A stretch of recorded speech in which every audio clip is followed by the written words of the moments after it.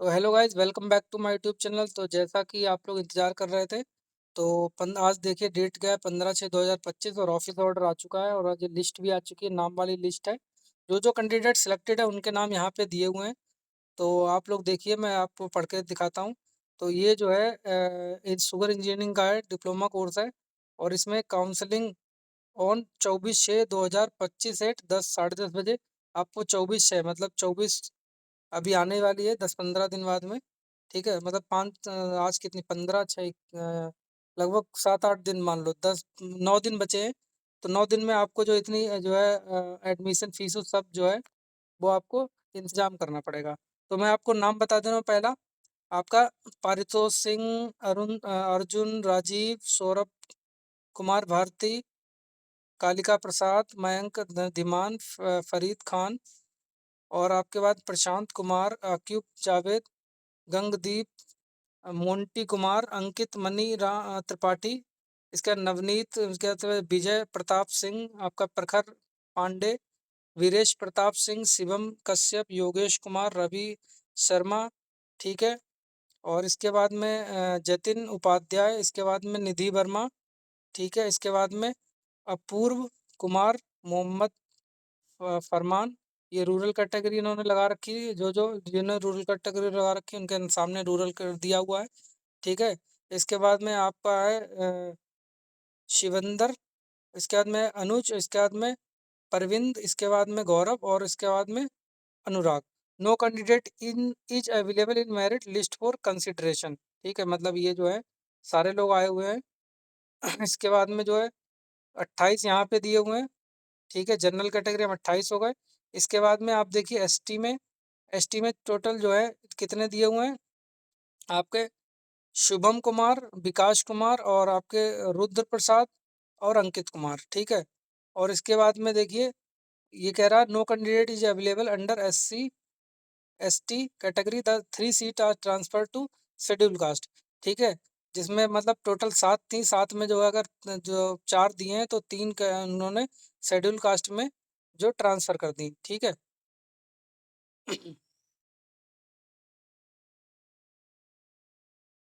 Schedule caste के number of 5 सीटें हैं, नो कैंडिडेट अवेलेबल।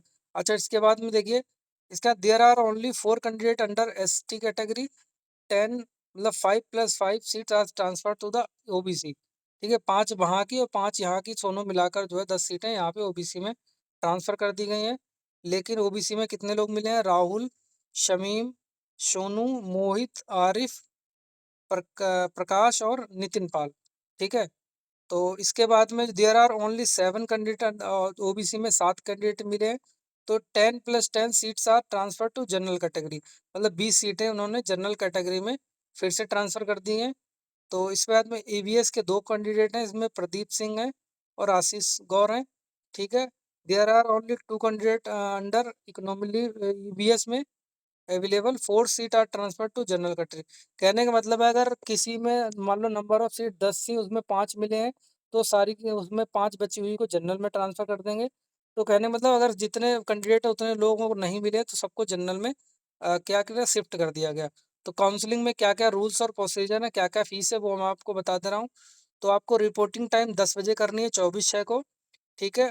और ये फीस है, और ये फीस जो है गवर्नमेंट फीस आपकी 41,300, हॉस्टल फीस 35,700, सीएसए मनी 5500 और कॉशन मनी 2100। टोटल जो है 84,600 ये SC ST की है।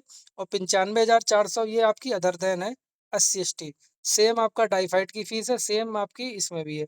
ठीक है। आपको क्या करना है, the document shall be verified only after receiving the receipt above the mention fees, payment of online mode receipt. कहने का मतलब, ये आपको ऑनलाइन जो है जमा करने हैं, और जब जमा करने के बाद में ही आपके डॉक्यूमेंट जो है वेरीफाई होंगे।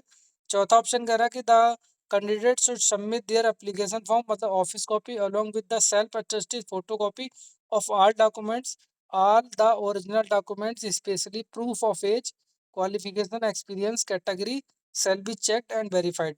तो कैंडिडेट की ऑफिस कॉपी, जो आपने जो भरा हुआ फॉर्म भरा हुआ था उसकी एक ऑफिस कॉपी निकली होगी वो।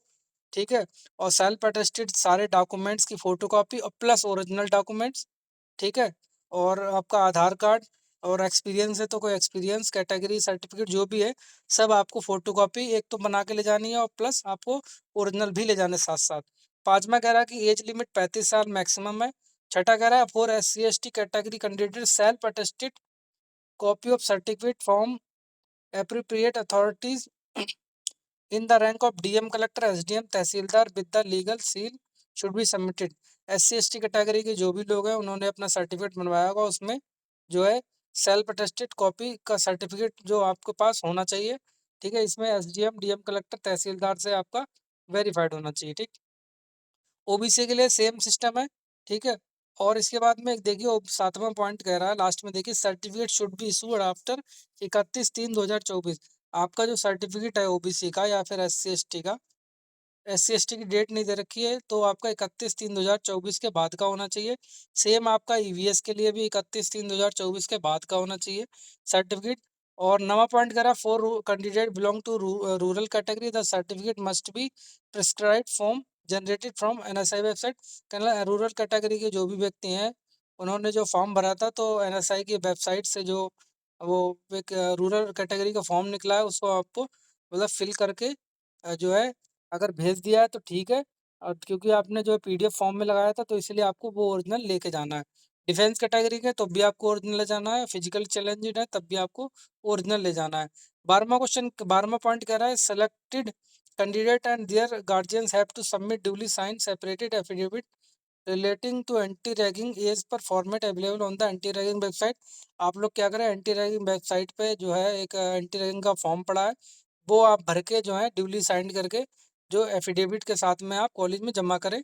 ठीक है, अगर ये एंटी रैगिंग सर्टिफिकेट नहीं है तो इसके लिए आपको समय भी दे दिया जाएगा तो आप कॉलेज में बनवा सकते हैं।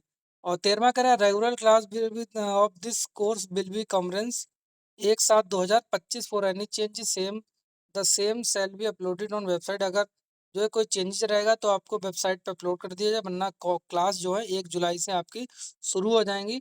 14वां कह रहा है द कंप्लीट, तो 14वां पॉइंट है कि the complete fees of the candidate who are not admitted after the counselling process first second third is applicable will be refunded a cheque to their postal address.